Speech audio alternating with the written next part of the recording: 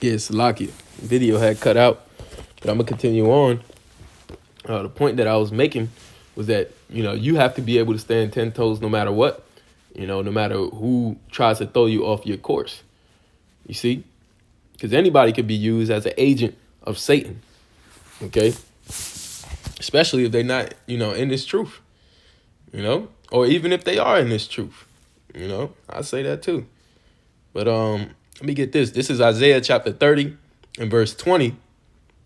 It says, "And though the Lord give you the bread of adversity and the waters of affliction, yet shall not thy teachers be moved into a corner any more. But thine eyes shall see thy teachers." Verse 21, "And thy ear shall hear a word behind thee, saying, This is the way, walk ye in it. When ye turn to the right, and when ye turn to the left." You see? So there's only one way. All right. And that's the straight gate. Okay. And we have to walk in it, especially if we want to obtain everlasting life. All right.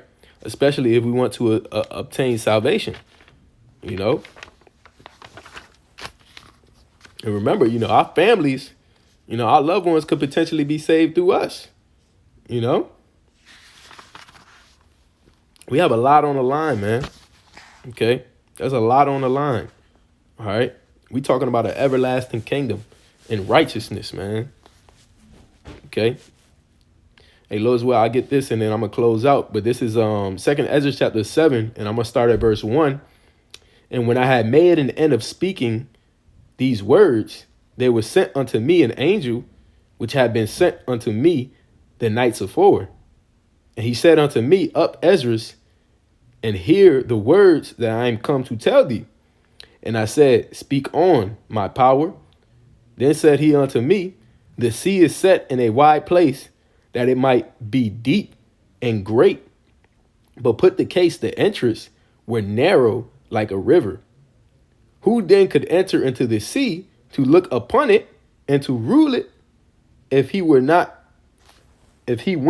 through the narrow? How could he come into the broad?" You see? And that's exactly what the kingdom of heaven is likened unto. Okay. I'm going to read the second part. It says, verse 6, "There's also another thing. A city is builded and set on a broad field, and it is full of all good things." All right. That's likened unto the kingdom of heaven. Verse 7, "The entrance thereof is narrow and set in a dangerous place to fall, like as if there is like as if there were a fire on the right hand, and on the left a deep water. And only one path between them both, even between the fire and the water, so small that there could but one man go at once." You see?